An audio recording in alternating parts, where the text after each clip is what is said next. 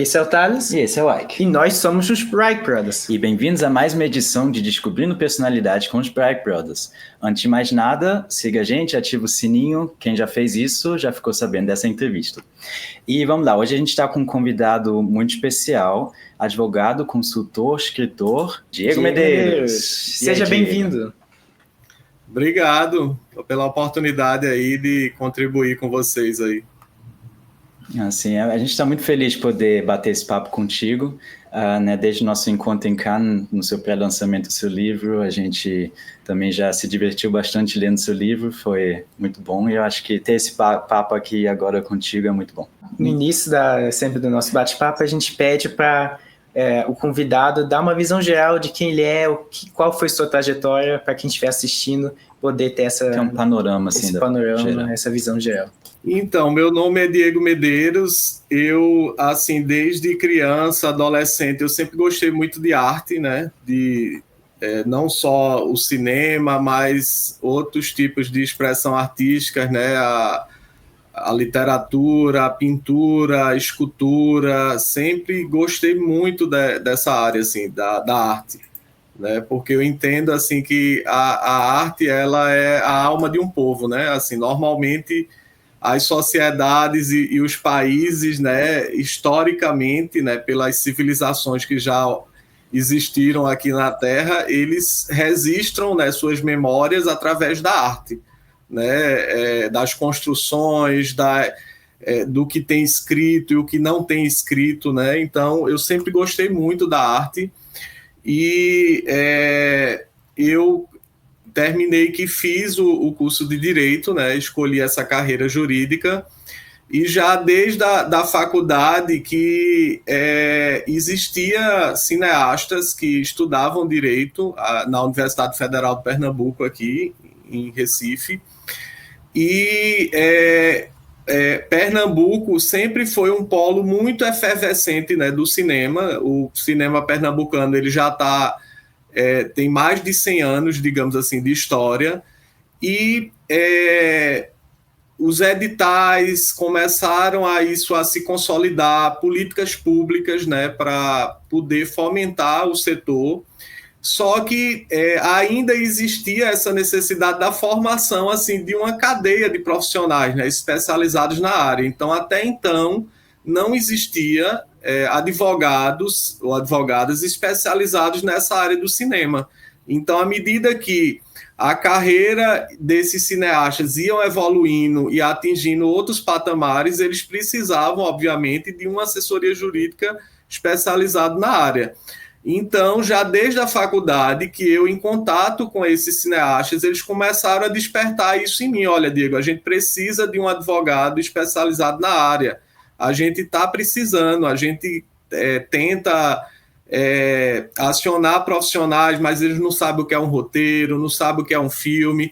Aí, a partir disso, né, eu comecei a voltar o meu curso de Direito para essa área artística, né? Não é só a questão do direito autoral, mas para esse olhar para o cinema. Então, eu voltei minha formação para me especializar nisso. Então, desde ainda estudante, né, de Direito, eu já comecei a atuar nessa assessoria para cinema, e ao me formar, aí, de fato, houve uma especialização muito maior na área. Então, eu fiz o curso de Direito, depois fiz uma pós-graduação na própria faculdade que eu fiz, que é a Faculdade de Direito do Recife, em Direito Contratual, que é uma base muito importante, né, na execução dos projetos, ou seja, os contratos, como essas relações dos cinemas ocorrem, né?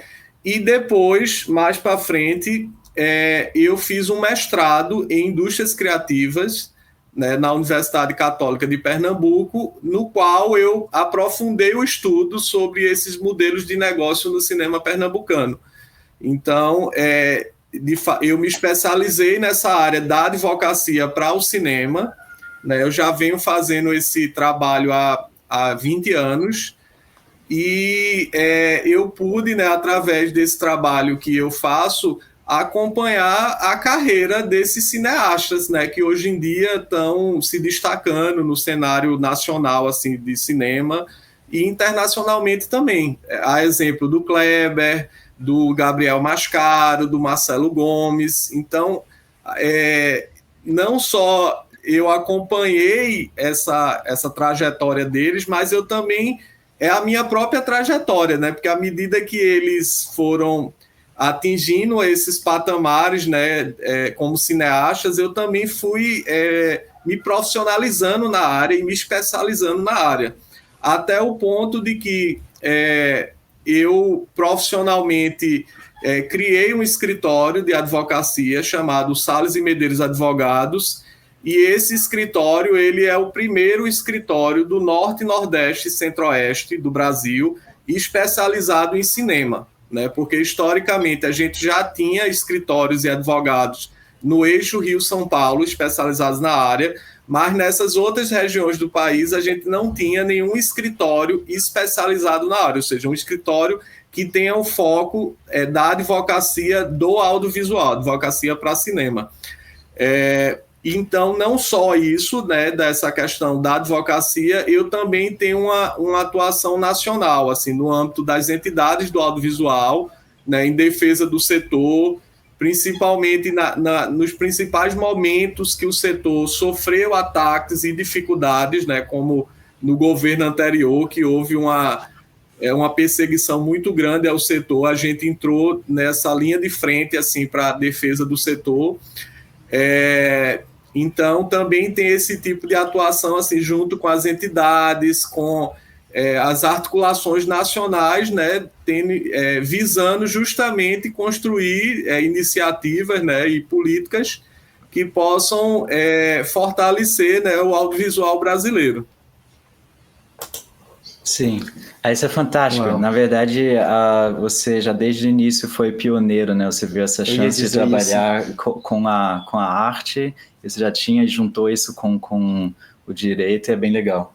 E sobre a temática, combina muito com o livro que você escreveu sobre ser pioneiro, como o cinema pernambucano, a potência, como esse cinema como ele é pioneiro. Então, a sua trajetória combina muito também com a temática abordada no seu livro. Que é a sua história também, né? Você também faz parte disso, como você já disse. Então, isso é bem legal de ter essa visão, assim, né? Também de alguém que também participou disso, de certa forma. Exatamente.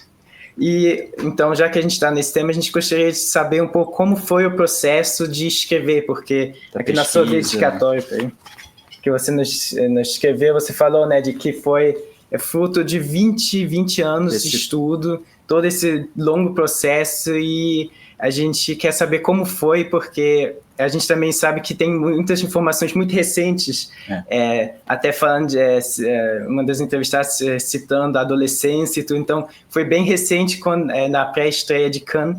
Então a gente gostaria de saber como foi esse processo e como foi finalizar e ter esse pré-lançamento em Cannes. Conta um pouco como foi essa trajetória dessa jornada de escrita do livro. Então, eu sempre gostei de arte, né, como eu falei no início, e de cinema. O cinema sempre me encantou, né, digamos assim, no sentido de ser um dos meios, né, artísticos nos quais as pessoas podem registrar suas histórias, né, registrar sua arte, seus roteiros, e isso poder transformar a vida das pessoas. Isso sempre me encantou, assim, esse processo de... na minha leitura, o cinema ele transforma vidas, né? Ele pode transformar a vida de uma pessoa através da história de outras, sejam histórias reais, né, de projetos que sejam baseados em histórias reais ou projetos ficcionais também, como a literatura, de certa forma, né? Então, esse processo sempre me encantou. E depois, essa minha ligação com o cinema, que culminou com um caminho profissional, né, da atuação na área, eu fui descobrir, né, dentro da minha ancestralidade, que o meu bisavô ele teve um cinema. Então você vê, o cinema, na verdade, ele está no meu sangue, né? Ele está dentro da minha linhagem.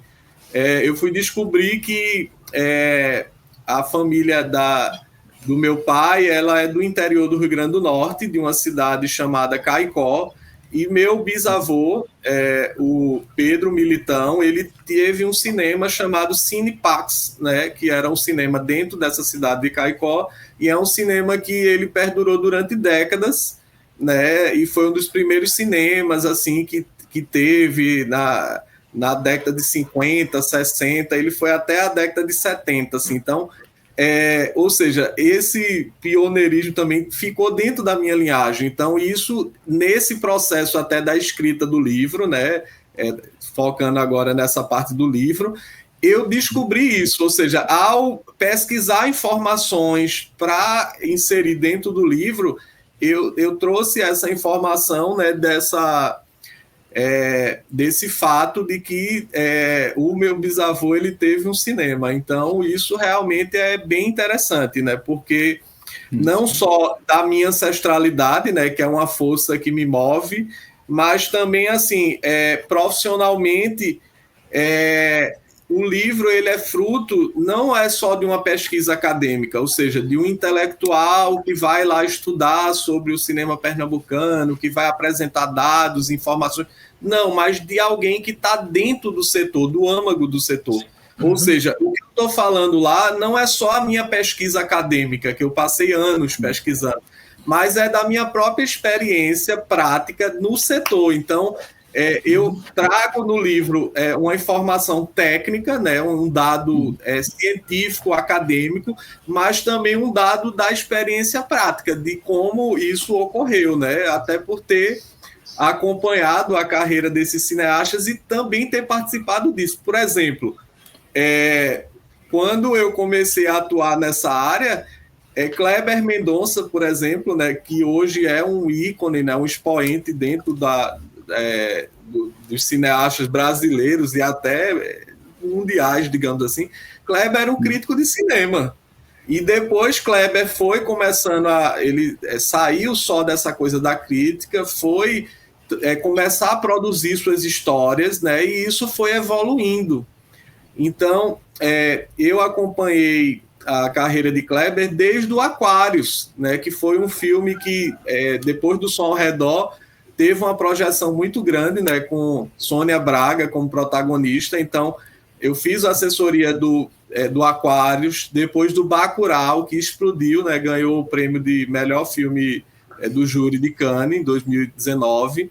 O Retrato Fantasmas, e outros filmes também. Então, é uma experiência prática de quem viu aquilo acontecer. Então, tem um certo ineditismo também, porque é isso, é uma experiência de quem vivenciou essa evolução, assim, e essa experiência não só é importante para o próprio cinema pernambucano, mas para o cinema brasileiro, porque, no fundo, o cinema pernambucano é só um pontapé, mas ele representa o cinema brasileiro, assim, e isso pode ser interessante para outros estados do Brasil, ou seja, o case cinema pernambucano, ele pode ser interessante para outras narrativas no Brasil inteiro, né? Que o Brasil é muito grande, é muito amplo, tem muitas histórias. Então, esse livro ele é fruto não só da minha experiência prática em estar atuando há 20 anos no setor do audiovisual, do cinema, mas também de uma pesquisa acadêmica, né, que eu fiz no âmbito do meu mestrado, de me aprofundar mesmo, né, de como esses filmes, esses modelos de negócios, porque, veja, gente, isso é assim, uma coisa é a parte artística, né?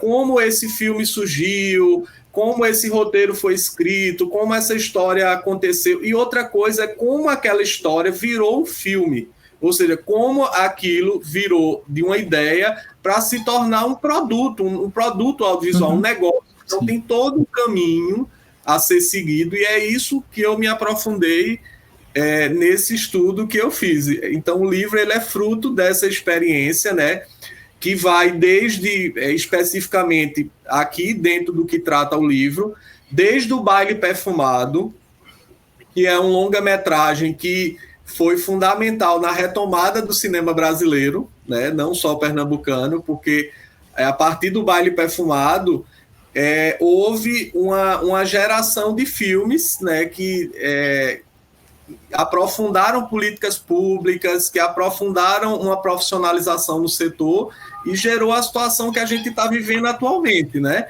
De ter esses filmes, né, após anos de trabalho, de dificuldades, né, atingindo o ápice, né, de entrar nos principais festivais do mundo. Então, isso não é uma coisa assim, que sorte aquele filme entrou naquele festival. Não, é um trabalho de anos e décadas, né, que esse começou a construir.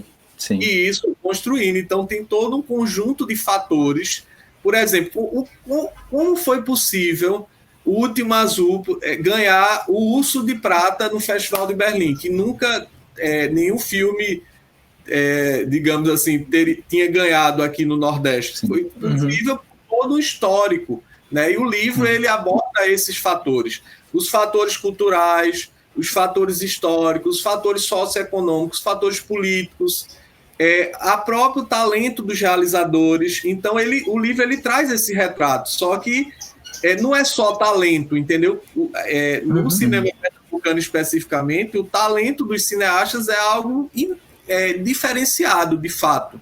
Aqui no estado existe cineastas que têm uma capacidade diferenciada, né? Eles têm um talento muito interessante, só que não é só talento, né? Você tem que ter um conjunto de políticas públicas, de investimentos, de todo um conjunto, né, de fatores que geram resultado. Então, o livro ele aborda isso, né? E ele teve esse pré-lançamento no Festival de Cannes, que foi fruto até dessas iniciativas que o Brasil empreendeu no festival esse ano de 2025, que era o ano que o Brasil era o país homenageado do festival, né?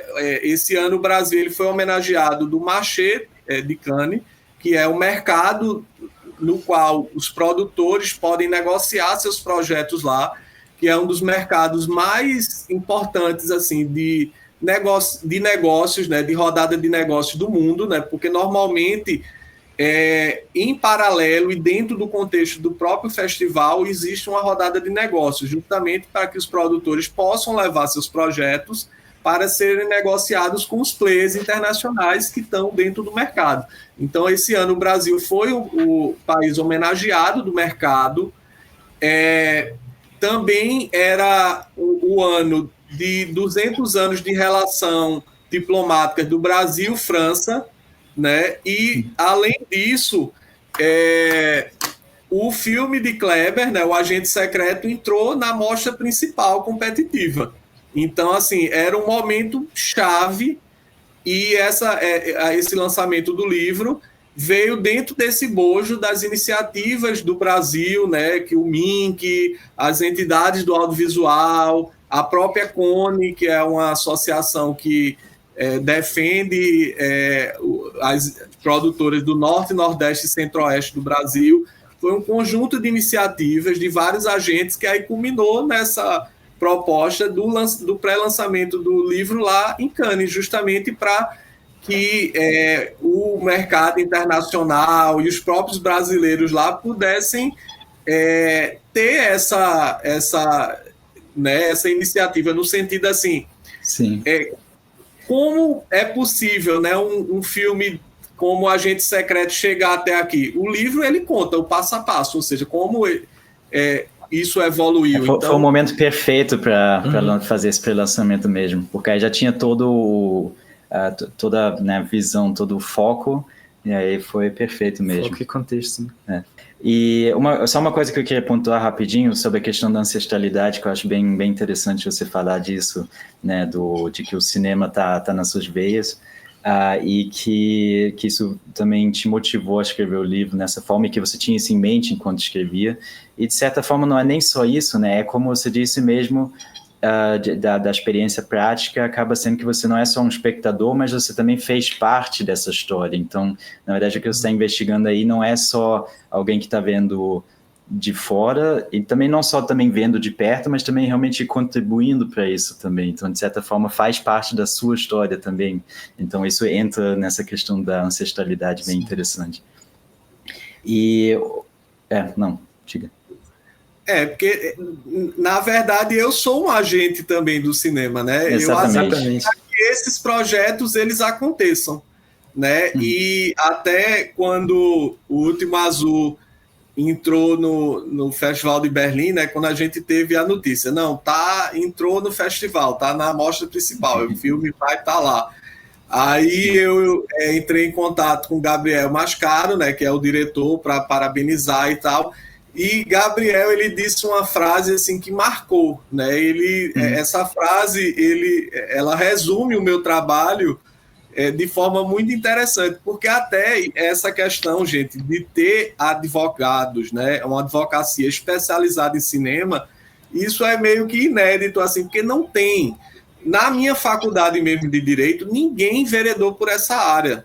A minoria dos meus colegas de classe, eles entraram para a advocacia, a maioria foi fazer concursos públicos, e dos que foram para a advocacia, ninguém quis entrar para essa área, porque sempre existia e ainda existe um certo preconceito, digamos assim, com essa área da arte. Não dá dinheiro, vai morrer de fome... ou então, dependendo do espectro político, acha que a arte é coisa de vagabundo, quer mamar nas tetas do Estado. Então, existe um certo preconceito dentro dessa área por não ter pessoas atuando. Então, tudo que é novo, que é inédito, as pessoas ficam com medo, né, de seguir esse caminho. E, de fato, para ter um resultado, um nome no setor, na área, são anos, como eu disse a vocês agora, estou atuando há 20 anos para chegar a essa... momento atual, ou seja, uma construção também, não, né? Então, assim, é fruto dessa experiência prática que eu tenho como agente do setor. Então, o que eu falo no livro, né? Que houve uma profissionalização, que houve um olhar digamos assim, das lideranças políticas que governavam na época para ter um olhar para o cinema, um olhar para o setor, para investir nisso como um ativo mesmo para o estado de Pernambuco, mas também como para o país, né, para o Brasil, né, porque o cinema, ele pode projetar um país, um povo no cenário internacional. Então, isso é fantástico. Então, voltando, Gabriel, quando entrou, eu parabenizei, aí ele falou uma frase que eu achei incrível, ele disse... Sem você, não existiria filme nem na Alemanha, nem em Berlim, nem no Brasil. Aí eu fiquei pensando assim, gente, o que é que isso significa? Eu pensando, é justamente isso. O meu trabalho todo está sintetizado nessa frase. Porque, de vez em quando, às vezes até pessoas da família perguntam, Diego, o que é isso? Que história é essa de advocacia para cinema? O que é que tu faz? Várias pessoas perguntam o que é isso, o que é que se faz.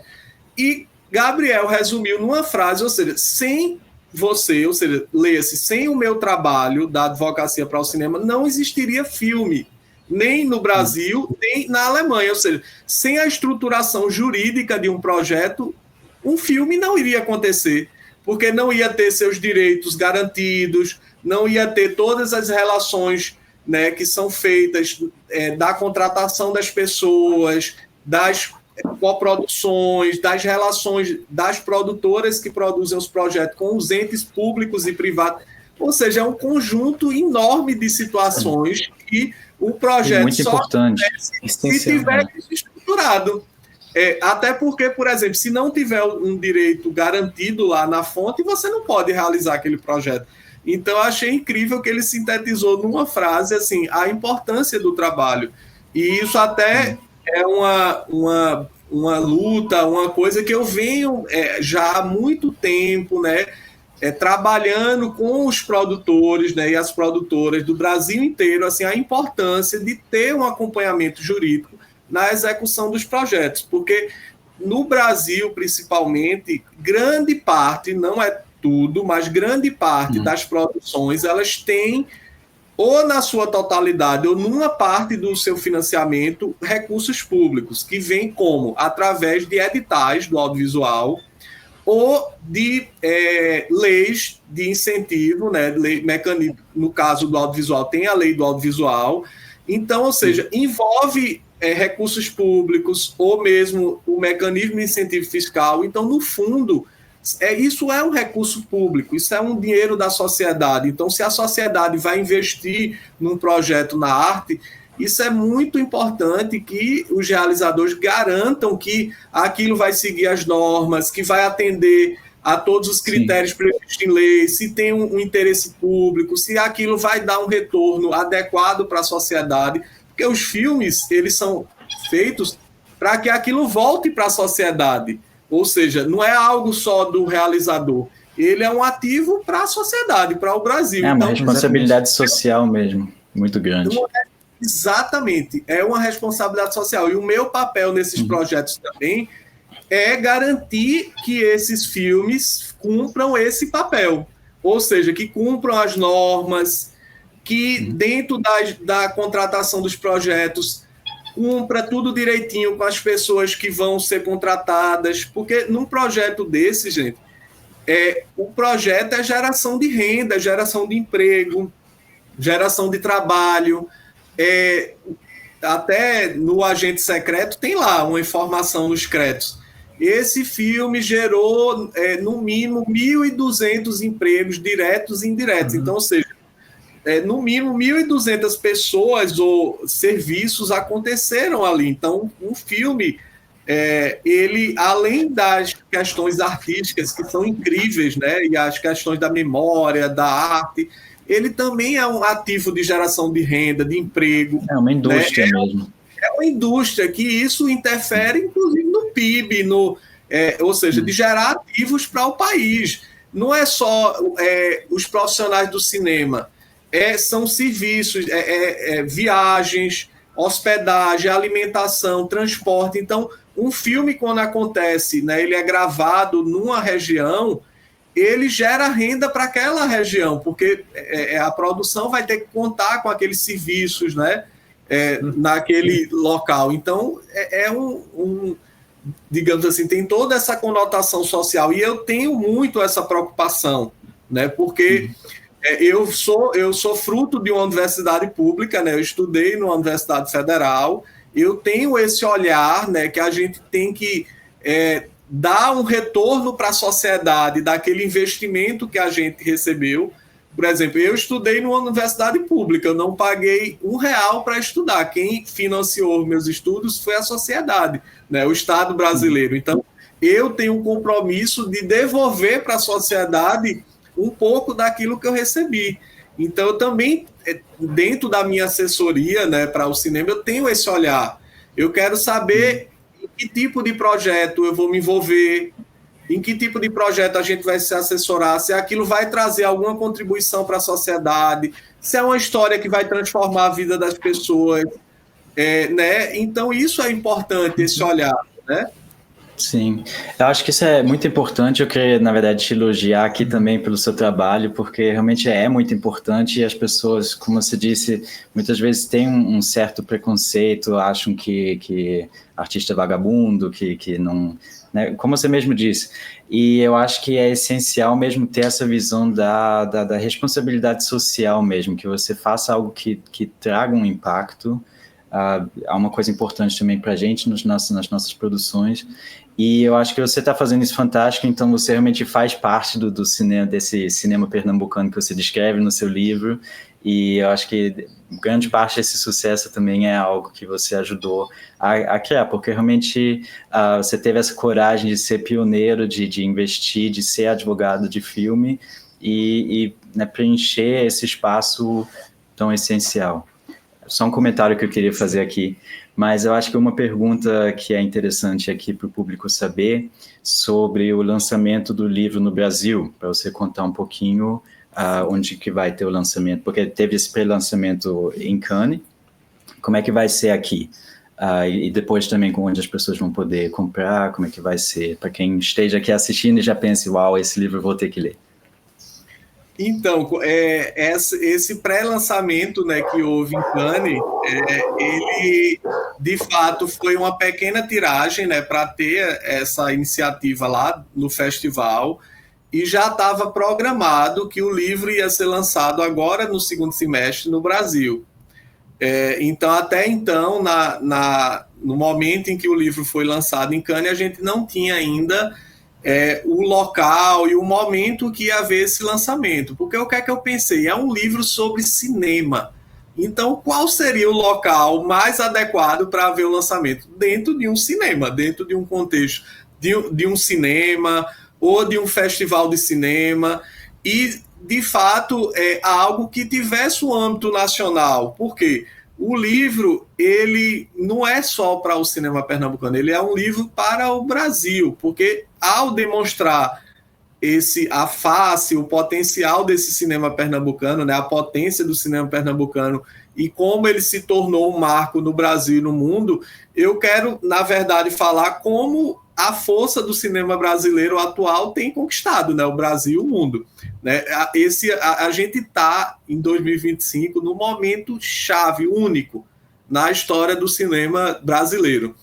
Primeiro, porque já em fevereiro, né, o Último Azul, que é um filme de Gabriel Mascaro, um filme pernambucano, ganhou o Urso de Prata no Festival de Berlim, que é um dos festivais mais incríveis e mais importantes do mundo, né? E depois teve o Oscar, né, para Ainda Estou Aqui, e depois, tipo, o Agente Secreto ganhando, né, Kleber, a melhor direção e melhor ator para Wagner Moura no Festival de Cannes. Então, veja, desses 3 filmes que mais se destacaram no ano de 2025, 2 são filmes pernambucanos. Então, a importância disso é muito grande, porque Pernambuco tem contribuído para o Brasil, para a projeção do cinema brasileiro no mundo. Então, o livro ele tem esse espectro nacional, porque o livro não é para, como se diz assim, para os convertidos, para o próprio pernambucano. Ele é para o Brasil, para entender como isso foi possível. Porque isso pode trazer uma leitura interessante para que outros locais superem, para que através dessa experiência seja melhor ainda, porque no fundo quem vai ganhar é o cinema brasileiro. Né? Se outras regiões tiverem filmes e projetos potentes, né, se destacando, isso é incrível. Aí a gente tinha essa programação de lançar em algum palco do cinema. Foi quando surgiu esse convite, né, da curadoria do Festival de Gramado para que o livro seja lançado agora em agosto dentro do Festival de Gramado. Então já tem até a data, vai ser dia 16 de agosto, juntamente com a coletiva de imprensa do Último Azul. O Último Azul vai ser o filme de abertura do Festival de Gramado, né? E vai ser dia 15, né? O filme vai ser exibido lá na sessão especial, né, de abertura do festival. E no dia seguinte, dia 16 de manhã, vai ter a coletiva de imprensa do Último Azul, e o livro ele vai ser lançado no bojo dessa coletiva, ou seja, vai estar toda a imprensa lá, justamente porque o livro ele tem esse contexto do próprio filme Último Azul.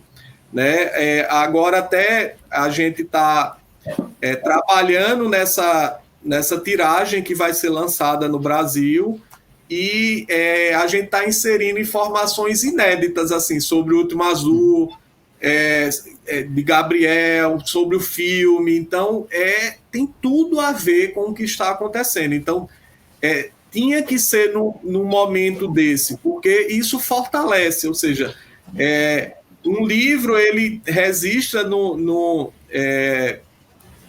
digamos assim, num documento, todo aquele processo do filme, né? Então, ele vai ser lançado no Festival de Gramado e, na sequência, aí a gente divulga nas redes sociais onde vai ter esses locais, onde vai haver a venda do livro, porque até quando teve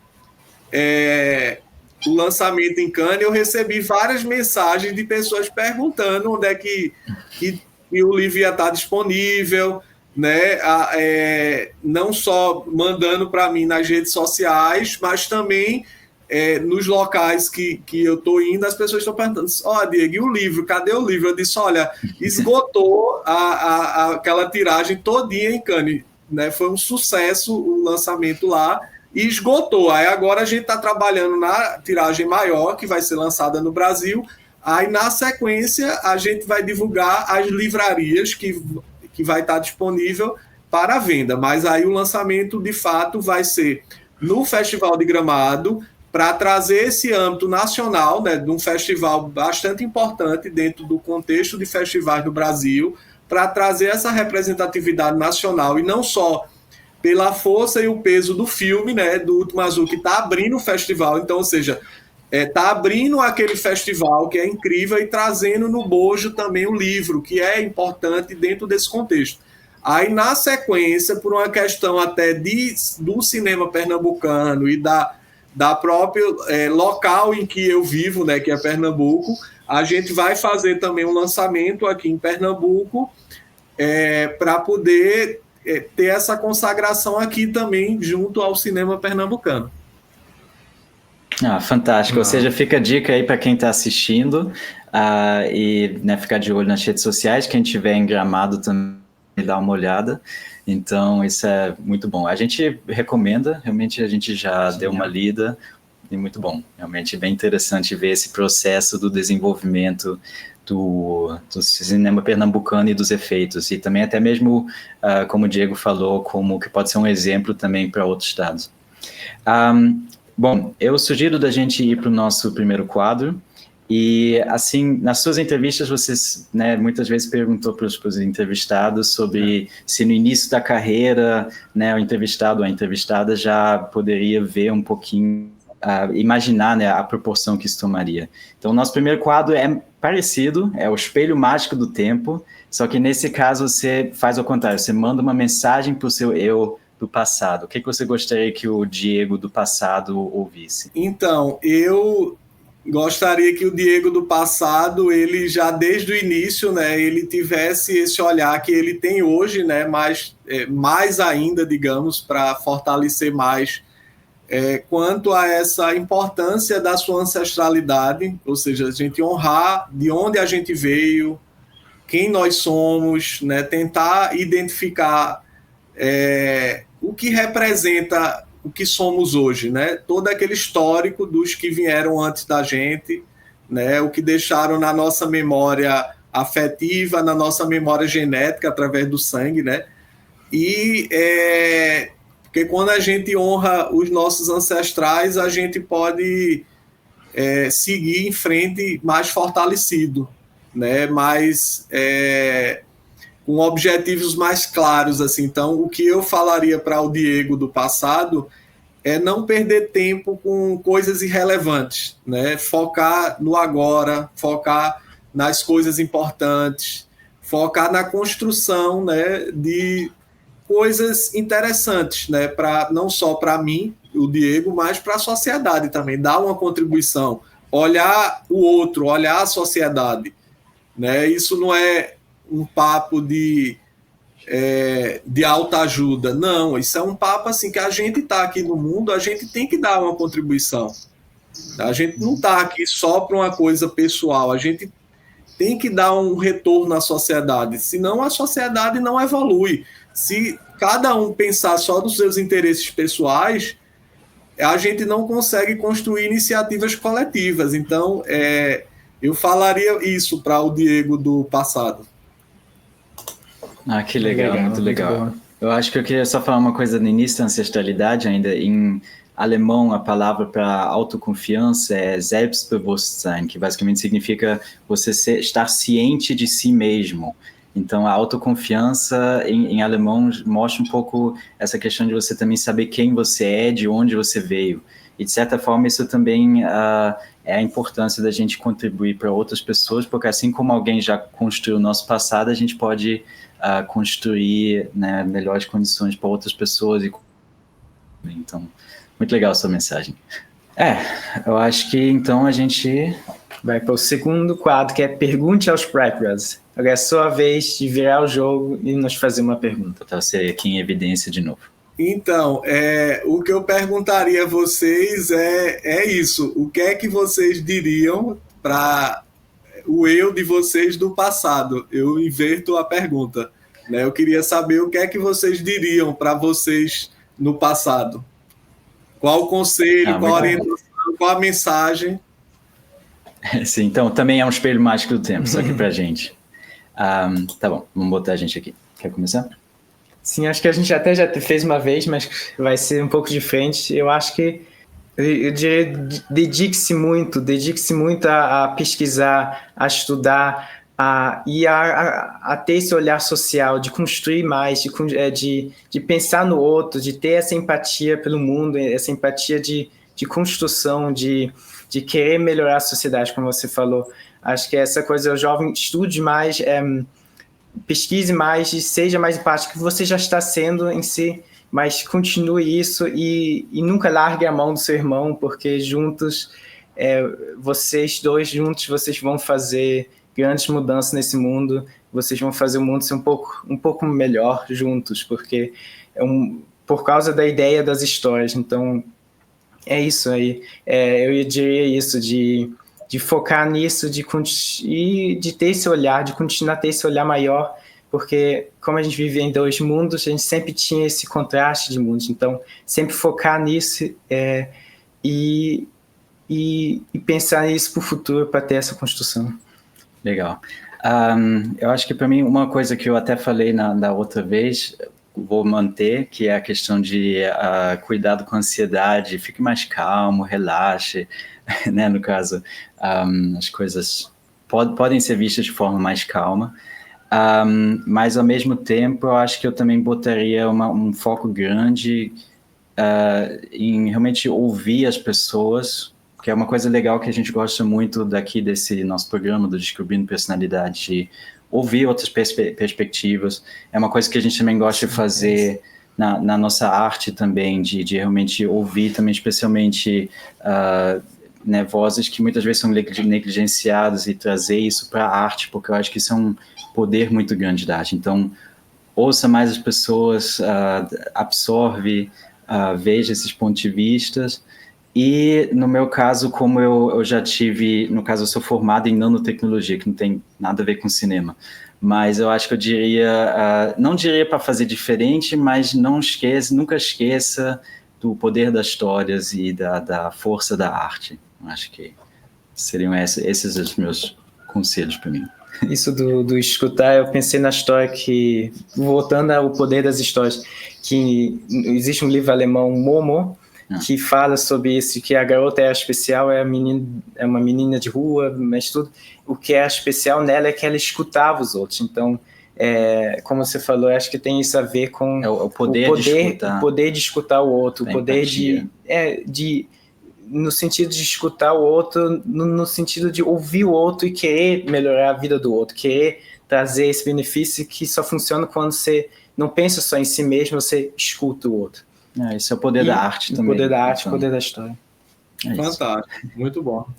Ok, eu acho que eu diria que a gente, antes de partir para as considerações finais, eu deixo aqui o espaço para você desafiar alguém. Você pode chamar alguém para ser descoberto pelos Prague Brothers. Pronto, eu indico Vitor Jucá, que ele é um fotógrafo still, né, para cinema. Ele, inclusive, as fotos que tem no livro são dele, né? Essas fotos, a foto da capa, as fotos que tem na parte interna, a maioria das fotos, inclusive tem uma entrevista dele no livro, e é super importante esse trabalho que ele faz da fotografia still, né, para o cinema, porque muitas vezes, né, eu sempre digo a Vitor, tu já tivesse dimensão da importância do teu trabalho, porque as pessoas veem o filme antes de ver o próprio filme através da tua foto. Por exemplo, quando a gente viu lá aquela foto do Wagner Moura no orelhão, aquilo é uma foto de Vitor. Então, ou seja, a primeira imagem que o mundo viu do filme é a imagem dele, né? Então, é importante esse trabalho da fotografia still para o cinema, e até, digamos assim, de uma certa forma, tem sido invisibilizado, né? As pessoas não têm a dimensão da importância do trabalho. Então, eu indico o Vitor, porque eu acho incrível esse trabalho da fotografia, e não só a fotografia, né? Essa fotografia still, porque ela traz muito do filme, né? Aí eu acho que vai ser bem interessante para ele também trazer essa experiência. Muito bom. Sim, isso vai ser muito massa. E eu acho que isso foi genial agora que eu pensei sobre a temática dos trabalhos invisíveis no cinema. Que quando a gente assiste o filme, a gente pensa no diretor, a gente pensa nos astros, mas quanto trabalho para aquele filme existir, quanto trabalho existiu em volta de todos esses trabalhos invisíveis que sem eles o filme não ia existir. E é como você, por exemplo, como advogado ou fotógrafo still, é bem legal. São esses trabalhos fundamentais que não são valorizados, que não são vistos, mas sem eles não existe nada. Sim, então foi uma... Vamos descobrir. Vamos falar com ele. E vai ser maravilhoso. Porque é incrível, porque quando a gente vê as matérias na imprensa ou os estilos do filme, a gente vê lá o nomezinho, né, que tem que ter pela própria lei de direitos autorais, né, de você dar o crédito ao autor. Aí tem lá, foto Vitor Jucá. Mas quem é essa pessoa, né? Quem é esse tal de Vitor Jucá? Vamos conhecer o trabalho dessa pessoa. Então é importante isso, que é como você disse, todo mundo só vê o nome do diretor ou mesmo a fotografia do filme. Quem fez a direção de fotografia foi Diego Medeiros. Sim, mas quem fez aquela imagem que está lá no cartaz, que é a primeira a imagem que a gente vê do filme, é aquele outro. Então vamos conhecer a história dessa pessoa, né? Interessante. Muito aí legal, eu muito legal. Para poder vir aqui no quadro de vocês.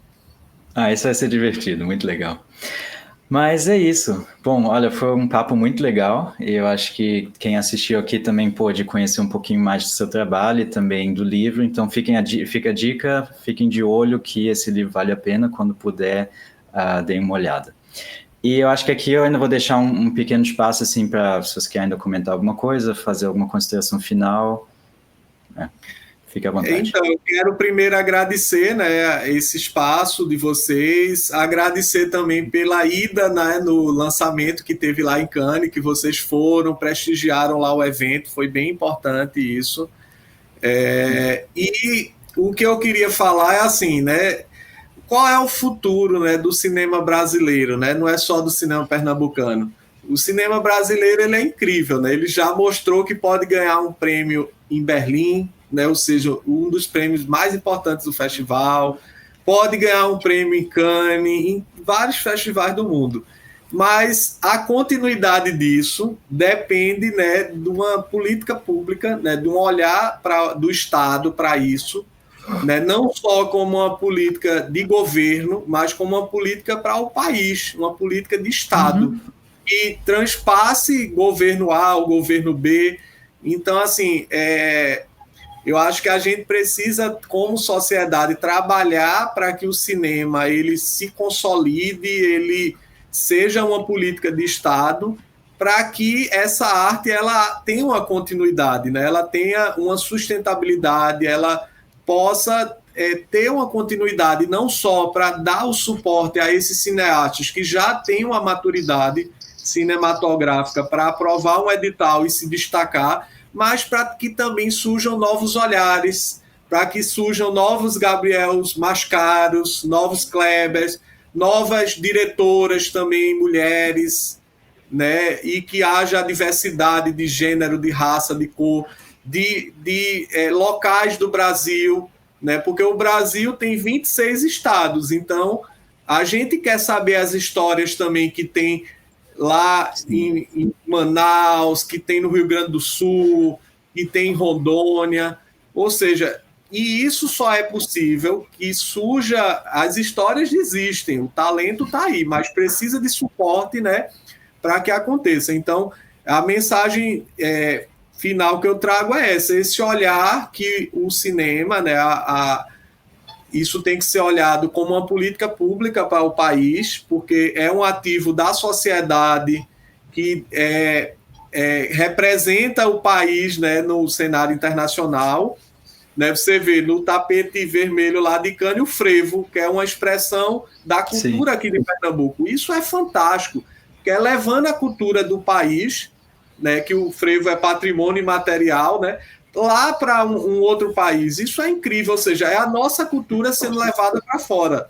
Então, para haver uma continuidade, um aprofundamento, uma expansão disso, né, tem que ter esse olhar, né, do investimento público e privado para que essa atividade tenha uma continuidade e possa gerar emprego, gerar renda, que o cinema ele possa cada vez mais se fortalecer não só como arte, mas como economia, como geração de emprego e renda.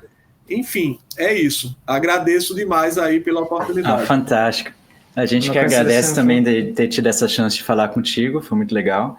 E é isso. Acho que a gente sempre deixa as redes sociais, né, nossos aqui debaixo da gente, do Diego debaixo dele. Então, dê uma olhada lá. E é isso. Nos vemos numa próxima edição. Tchau. Tchau.